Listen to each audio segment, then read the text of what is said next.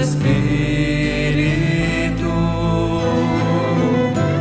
Ven, fuego de Dios, enciende en mí tu fuego de amor y forma en mi interior la imagen de Cristo el Señor.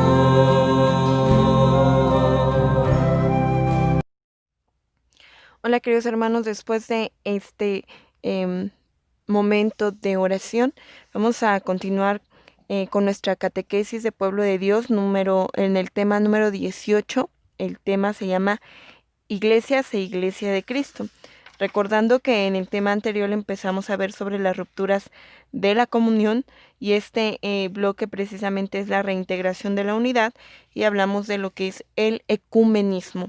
Bien, pues hoy empezamos con el tema número 18 y empezamos con la lectura. Dice, el concilio reconoce como iglesias, comunidades eclesiales a otros cristianos no católicos, que no hay que confundir con las sectas. Es inadecuado e injusto llamar secta a todos los católicos, a todos los no católicos, refiriéndose a las iglesias protestantes y evangélicas.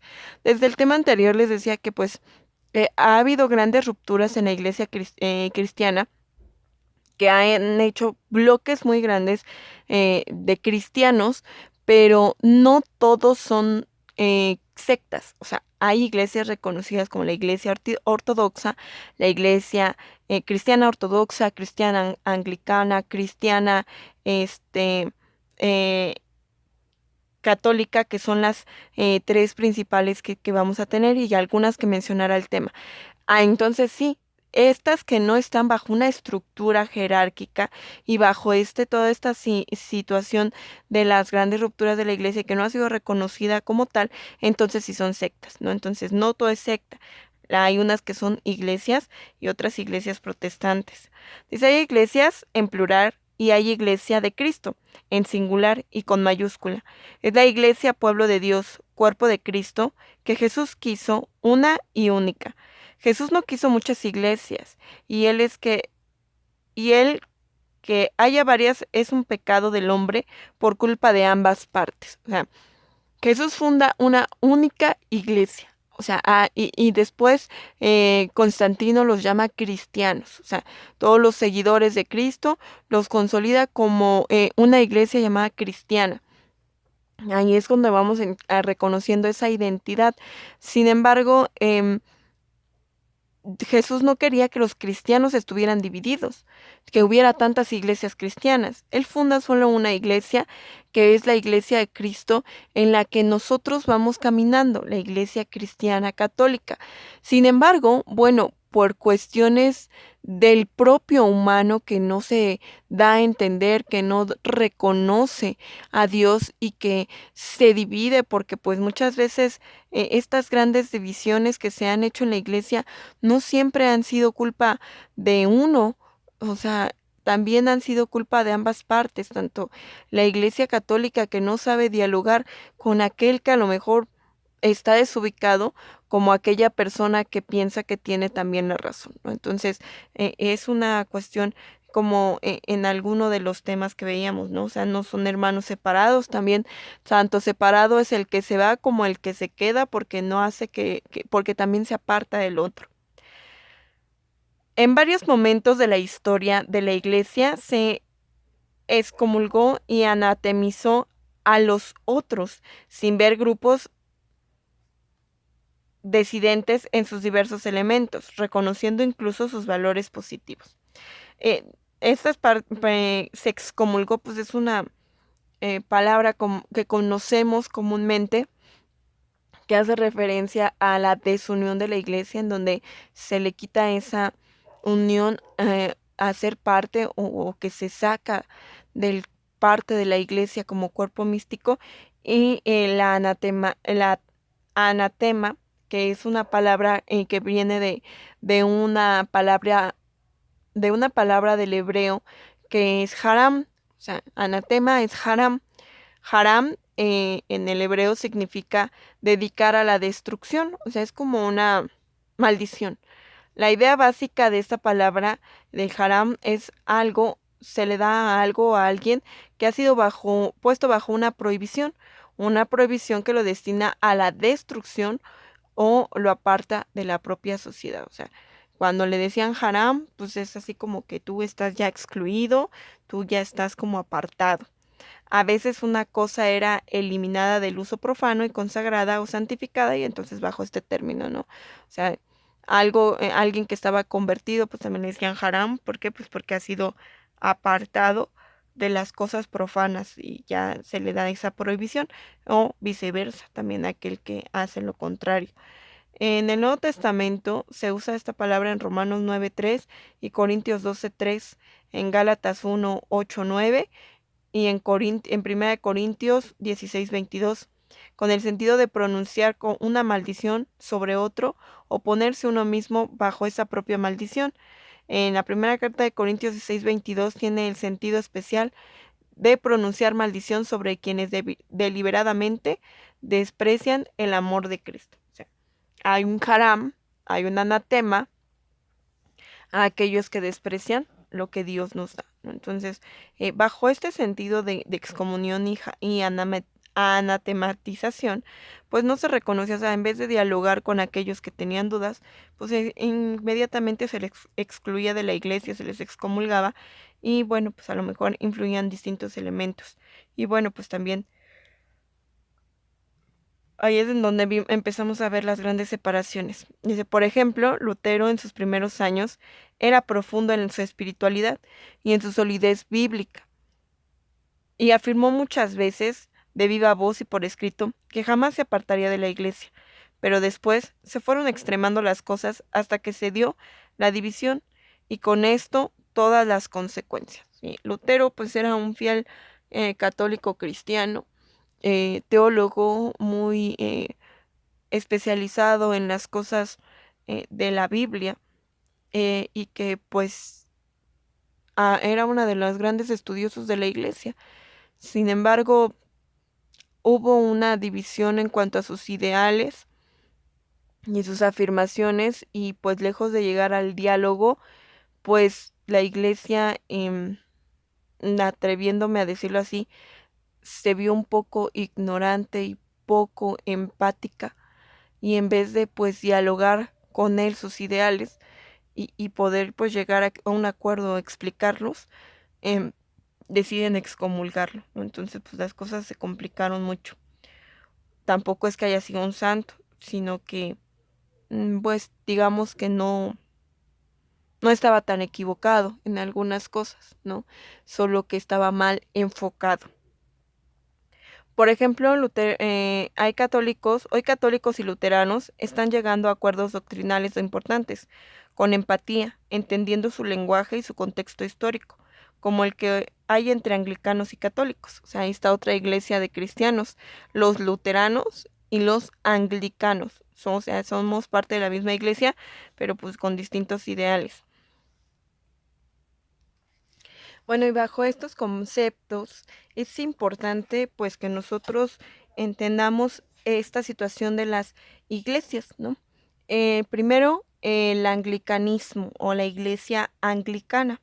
La iglesia anglicana esta es una gran eh, iglesia que nació precisamente de la iglesia cristiana católica hace mucho tiempo, con esta revolución de Juan Calvino y de Martín Lutero.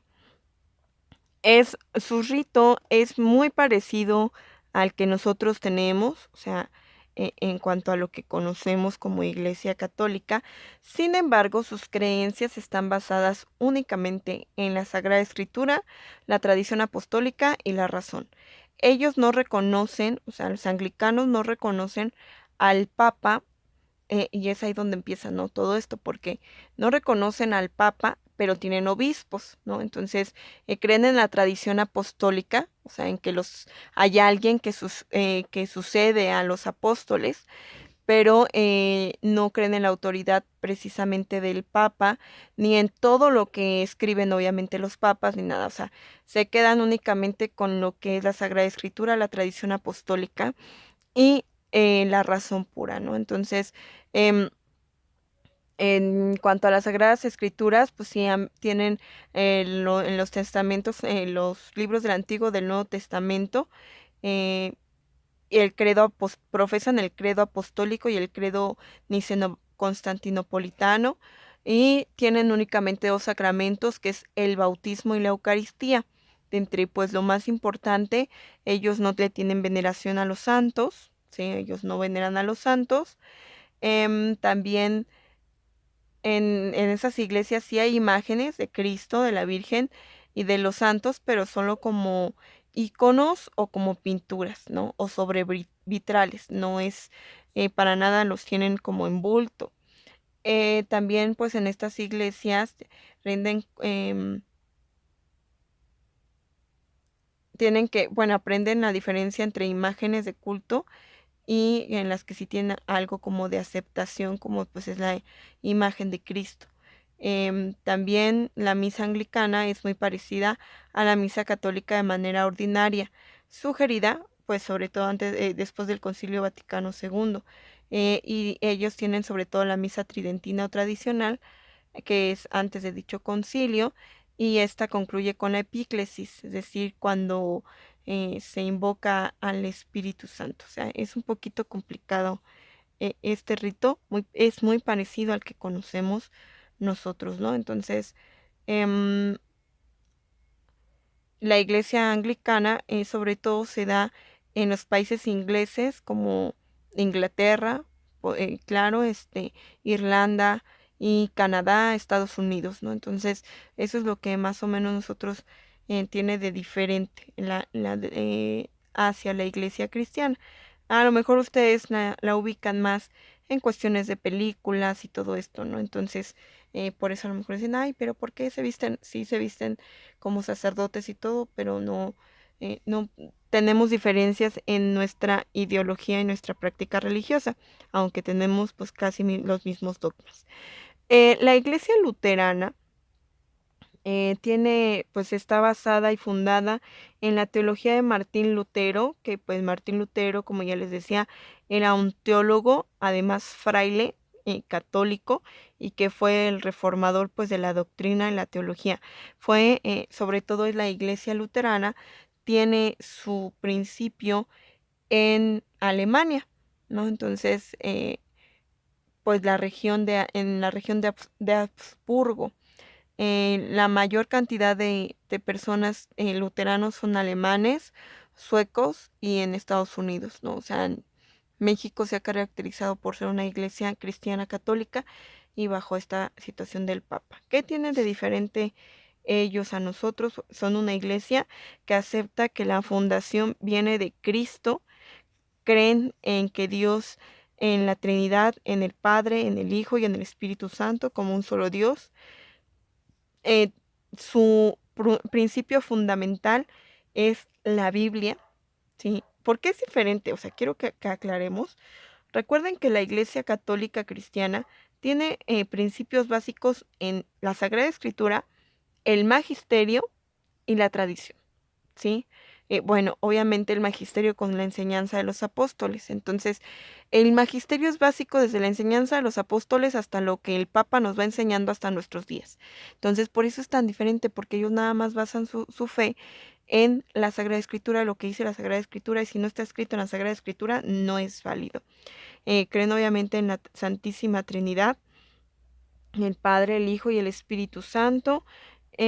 También la doctrina luterana se basa en los sacramentos del bautismo, la Eucaristía, que le llaman también la Santa Cena, como una unión sacramental a Cristo, pero no como que verdaderamente Cristo esté todo el tiempo en ese sacramento. O sea, ellos creen que terminada la misa, pues las formas que terminaron, que se quedaron, pues ya no son el verdadero Dios, ¿no? O sea, ahí termina. En cuanto a las cuestiones de las imágenes, los luteranos permiten que las imágenes como medio de enseñanza y no tienen problema con las imágenes, pero no les rinden ningún tipo de culto ni veneración como nosotros, ¿no?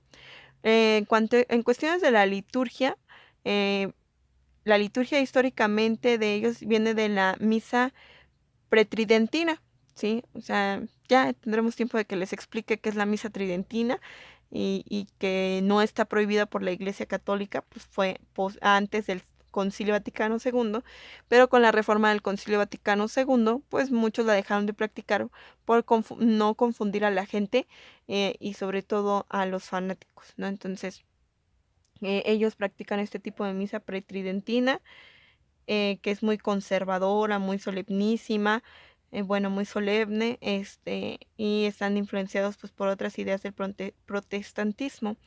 En cuanto a sus vestimentas y costumbres, los ministros pueden contraer matrimonio y pueden ejercer actividades económicas lucrativas en favor de la propia iglesia, es decir, pueden ser empresarios, tener negocios, hacer lo que quieran, ¿no? Sus ministros, tanto sacerdotes como obispos y se caracteriza por conservar del catolicismo la vestimenta que emplean los sacerdotes tales como alba, estola, casullas y sotana. Sí, o sea, los luteranos se visten idéntico, o más bien los ministros luteranos se visten de la misma manera que nuestros sacerdotes católicos. Y pues a diferencia de los sacerdotes católicos, los sacerdotes o pastores luteranos pueden contraer matrimonio y tener una familia. También los luteranos confiesan y siguen preservando el mandato de la Sagrada Escritura de la Sagrada Tradición en cuanto a la ordenación sacerdotal estrictamente en hombres. Sin embargo, algunos sectores que también autodenominan luteranos, que se han inclinado al movimiento progresista y la teología liberal y ordenan a mujeres como clérigos de la institución, pero digamos que son sectas de la propia iglesia luterana, ¿no? O sea, esto se da en todo tiempo y para todos. Entonces, entendamos muy bien, ¿no? Eh, la iglesia de Cristo se confiesa, o la iglesia católica se confiesa una santa, católica y apostólica, ¿no? Y en esa apostólica y romana. Es lo que nos hace diferentes porque nosotros estamos bajo la autoridad del romano pontífice, que es el Papa. Entonces esto es lo que hace que los otros sean diferentes porque tanto anglicanos como luteranos se declaran en contra de aceptar al Papa como sumo pontífice. Entonces no creen en la idea papal, sí en la idea de la sucesión apostólica por medio de obispos, incluso de presbíteros, ¿no? Entonces eso es lo que nos va diferenciando unos de otros. Y bueno, es importante también un poco conocer sobre la iglesia cristiana ortodoxa. Esta es una de las más antiguas divisiones de la iglesia, o sea, desde hace muchísimos años antes, en el siglo cuarto al siglo, y en el siglo octavo, empezó con esto. Estas tienen y fundan su tradición en las primeras iglesias fundadas por los propios apóstoles, ¿no? Ustedes escucharán la iglesia de Éfeso, de Corintios, entonces ellos llaman estas primeras 7 iglesias como la fundación de la iglesia ortodoxa. Hubo ahí también una separación con el romano pontífice y entonces, bueno, ellos conservan más parte de la tradición cristiana, creen por excelencia en Dios trino y uno, que Padre, Hijo y Espíritu Santo, creen en Jesucristo, obviamente creen en la salvación.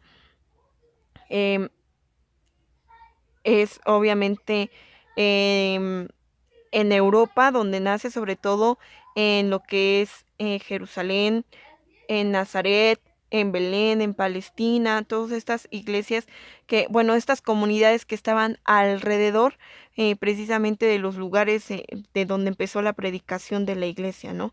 Creen en la salvación eh, que hace Dios por medio del- de Jesucristo y que nos aparta el pecado de la propia salvación, de la vida eterna. Creen en Jesucristo, en su encarnación, en su resurrección.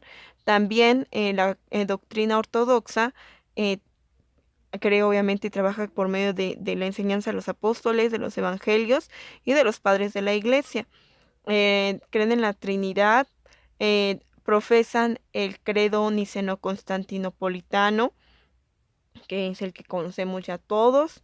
Creen en la creación, en Dios mismo y en todo lo que ha creado, ¿no? Su tradición se basa precisamente en lo que Jesús y sus apóstoles enseñaron. Tienen como magisterio, digamos, los 7 primeros concilios de la propia iglesia. Y la iglesia, así como en la iglesia católica se tiene autoridad, digamos, el Papa para beatificar o para canonizar a alguien. En la Iglesia Ortodoxa también tienen santos, tienen un santoral.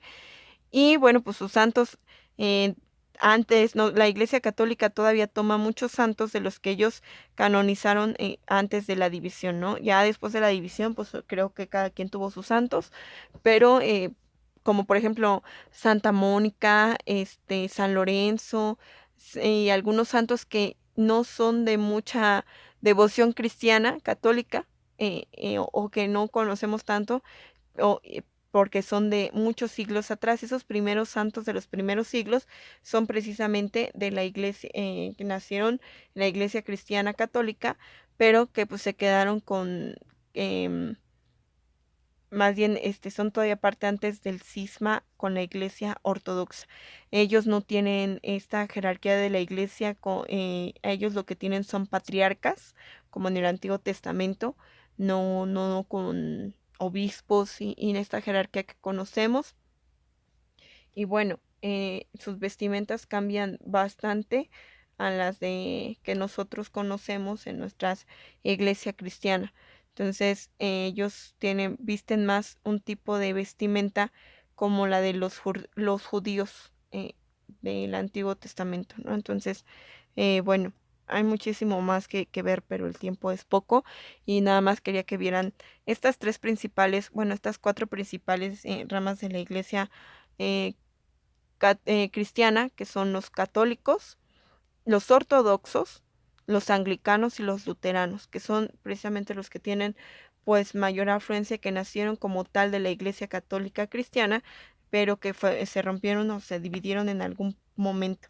Entonces, la Iglesia de Cristo es una. Las iglesias son las que se han ido formando pues por que el hombre así lo ha decidido. No está bien, pero pues así es como lo han hecho.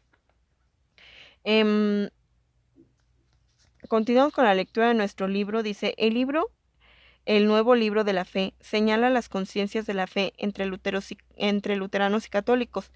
Primero hay que entender qué dice el otro y por qué, bajo qué lenguaje y qué perspectiva. Estos diálogos llevan a un proceso muy importante hacia la unidad.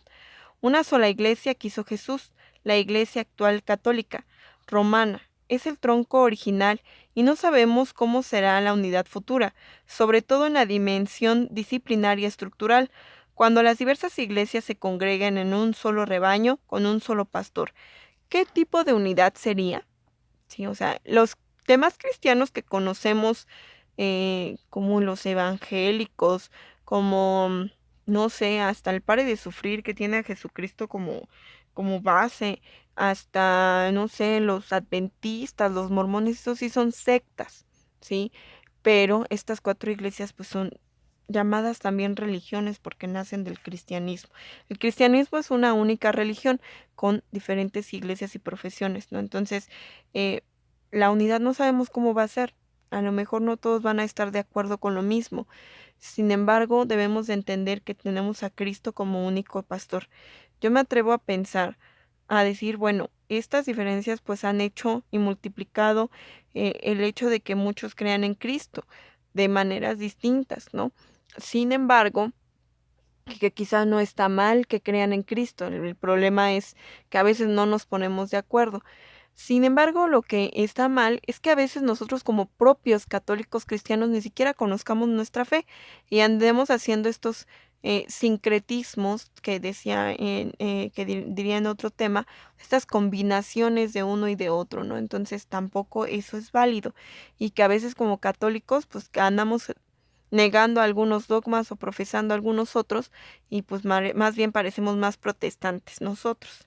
Entonces hay que aprender estas divisiones.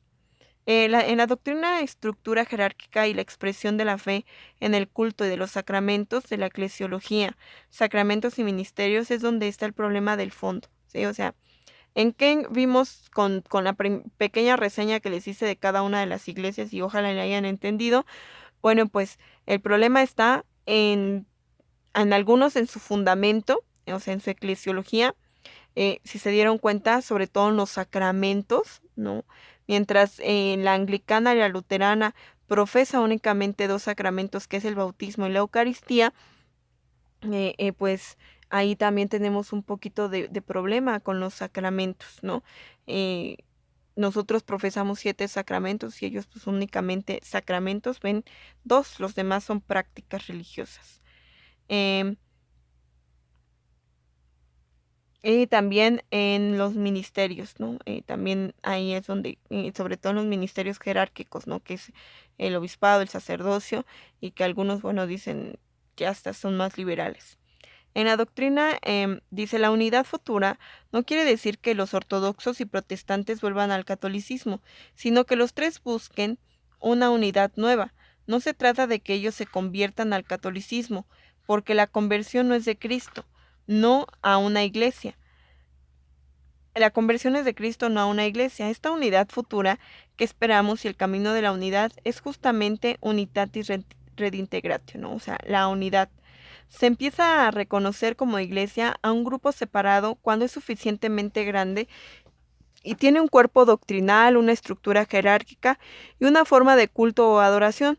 Algunos empezaron como sectas, pero para la segunda generación con más desarrollo y estabilidad se les ha reconocido como iglesias. Entonces, ustedes se dan cuenta, la catequesis dice Iglesia Católica, Ortodoxa y protestantes. Protestantes únicamente se refiere a los anglicanos y luteranos, no a los demás, dice. Los demás, que son todavía un grupo pequeño, que no tienen fundamento, que no tienen estructura, son esas sectas y pues no tienen todavía una estabilidad como para llegar a ser iglesia o reconocidos como iglesia.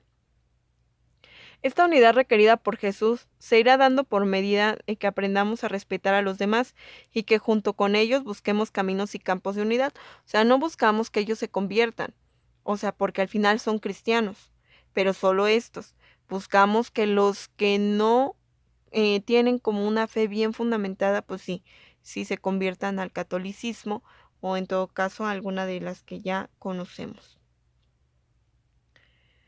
Pero nosotros que ya nacimos y somos bautizados bajo la Iglesia Católica Cristiana, en primera, en México no existen estas iglesias, ¿no? O sea, en México no hay luteranos, no hay, y si hay, pues serán así como uno o dos templos en todo el país, no hay anglicanos, no hay ortodoxos menos, ¿no? A lo mejor vendrán de visita o vendrán a radicar aquí pero son una super minoría, ¿no? O sea, no, lo que hay es muchas sectas del cristianismo, es así, hay muchísimas, entonces no, México es considerado un país eh, católico cristiano, ¿no? En cuanto a que es al cristianismo, pues somos católicos.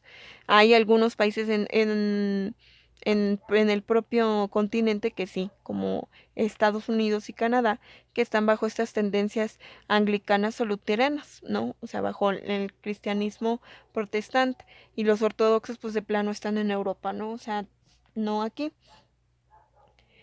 Primero hay que reconocerlas como iglesias verdaderas y luego valorarlas, viendo los elementos positivos dentro de ellas. Claro que tienen muchos elementos positivos y rescatables, y que todas al final tienen un fundamento en nuestra propia religión y en nuestras propias creencias. Con todo esto, algunos católicos se preguntan, ¿el Espíritu Santo actúa en el protestante? ¿En los ortodoxos? ¿Tienen cosas positivas? El concilio responde que sí, y muchas, y en algunos puntos sueltos a veces mejor que en la Iglesia Católica. Definitivamente sí, hay unas cosas que ellos han sabido resolver mejor, hasta como la caridad y la pastoral social, algunas cuestiones hasta meramente económicas y administrativas, algunos otros hasta en la propia música han encontrado esa mejor en los ministerios o la manera de enseñar, Entonces, pues sí, claro que el Espíritu Santo también sopla en ellos. Dice el concilio, están en cierta comunión con la Iglesia católica, aunque no perfecta. Quienes ahora nacen en estas comunidades, las otras iglesias, y se nutren con la fe de Cristo, no pueden ser acusados de pecado de separación, y la Iglesia católica los abraza con fraterno respeto y amor. ¿Sí? Entonces, pues hay quienes se convierten, ¿no? Y hay quienes, algunos dicen, pues leyendo bien las Sagradas Escrituras y viendo bien esto, pues creo que sí, la Iglesia Católica Cristiana em, es la fundada en Cristo, ¿no? Hay quienes, bueno, se quedan en su ideología y pues mientras sean buenos cristianos, pues ¿qué podemos hacer? Al fin el sentido es realmente ser cristiano. El concilio distingue pertenencia a la Iglesia de Cristo y plena incorporación a la Iglesia Católica Romana. Pertenece a la Iglesia de Cristo, iglesias ortodoxas con el cisma del año 1054, que se los mencioné solamente como cisma, no les di el año, donde nacieron la Iglesia de Oriente. Hoy en día principalmente la Iglesia Ortodoxa griega y la Iglesia Ortodoxa rusa. Son las dos más grandes iglesias ortodoxas, pero pues en sí ellos dicen que son 14 iglesias o 14, sí, 14 iglesias las que pertenecen a la comunidad ortodoxa. Estas son las más grandes, la rusa y la griega. Iglesias protestantes históricas, con siglos de antigüedad como son los luteranos, los anglicanos, los episcopalianos, metodistas, presbiterianos y subdivisiones o reformas de las mismas. Estas son las más antiguas divisiones protestantes y pues son las que tienen como el mayor número de cristianos incluso a nivel mundial. Entonces, ya solo les mencioné las características de los luteranos y los anglicanos, ya ustedes buscarán los demás porque son las más grandes y de ahí se derivan todas las demás. De hecho, tanto si ustedes ven de los anglicanos, episcopalianos, metodistas y presbiterianos, su fundamento teológico es la teología de Lutero y de Calvino, ¿no? Entonces, nada más ellos le van haciendo variaciones, todos tienen la misma raíz.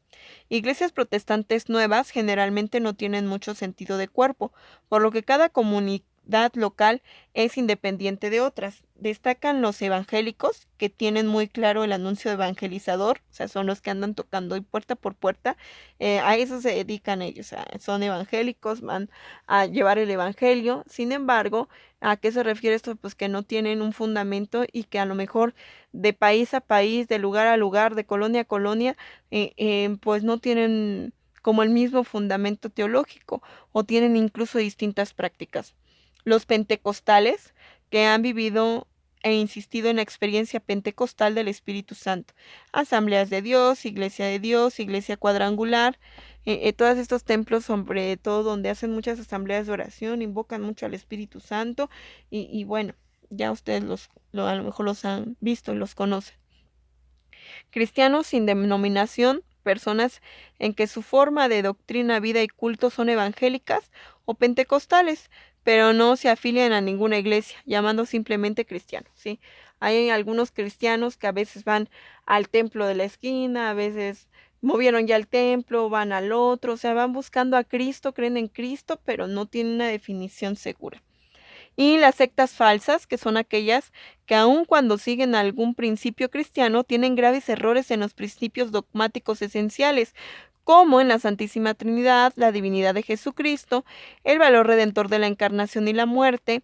Como ejemplo de estos iglesias y sectas falsas están los testigos de Jehová, la Iglesia de los Últimos Santos de los Últimos Días, los mormones, y en parte los adventistas del séptimo día, que son protestantes mismos y se les llama sectas falsas, ¿sí? Entonces, mucho cuidado, pues porque ellos sí realmente son sectas y son, ni siquiera la Iglesia Católica los reconoce como cristianos, ¿no? Entonces, bueno, todavía a los pentecostales les toca un poco, ¿no? A los evangélicos, pero a estos de plano no.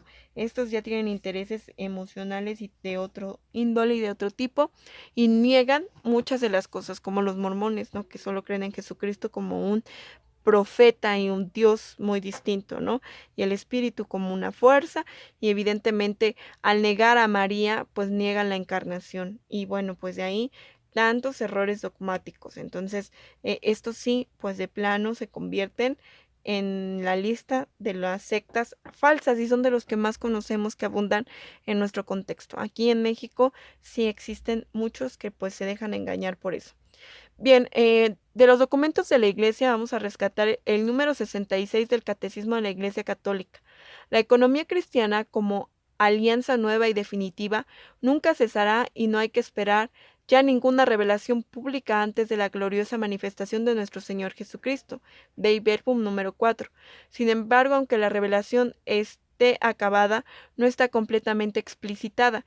Corresponderá a la fe cristiana comprender gradualmente todo su contenido en el transcurso de los siglos. O sea, no hay dogmas nuevos, no hay nada nuevo que revelar, Dios ya nos reveló todo. Sin embargo, lo que hace la doctrina de la Iglesia es partir de las Sagradas Escrituras y de los dogmas y de los contextos para entonces seguir enseñándonos, ¿no?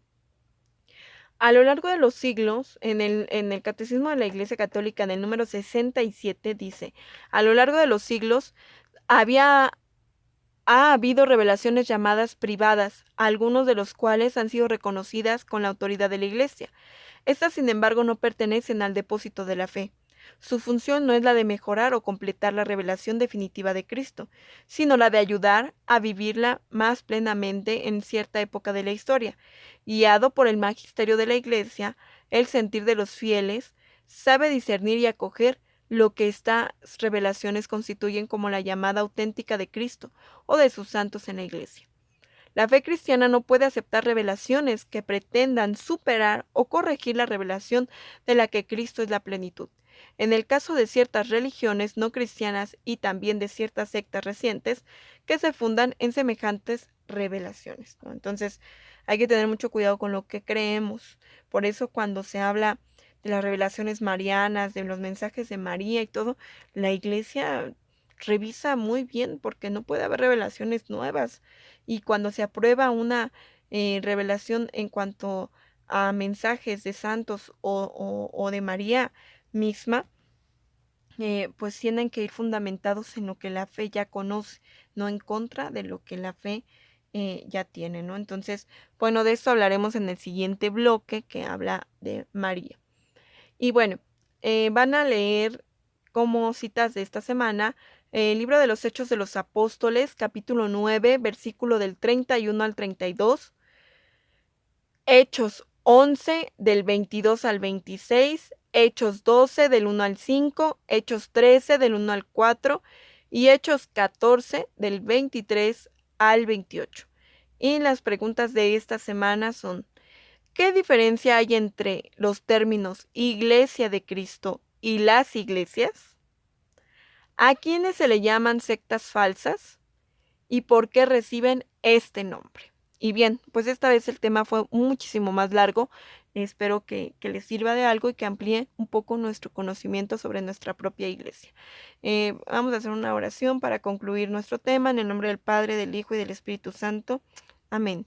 Madre Santísima, ayúdanos a acoger siempre las verdades de la fe, a acoger siempre a Dios en nuestro corazón y sobre todo a vivir como verdaderos cristianos. Dulce Madre, no te alejes, tu vista de mí no apartes, ven conmigo a todas partes y nunca solo me dejes, ya que me proteges tanto como verdadera Madre, haz que nos bendiga el Padre, el Hijo y el Espíritu Santo. Amén. Santa María de la Palabra, ruega por esta iglesia evangelizada y evangelizadora.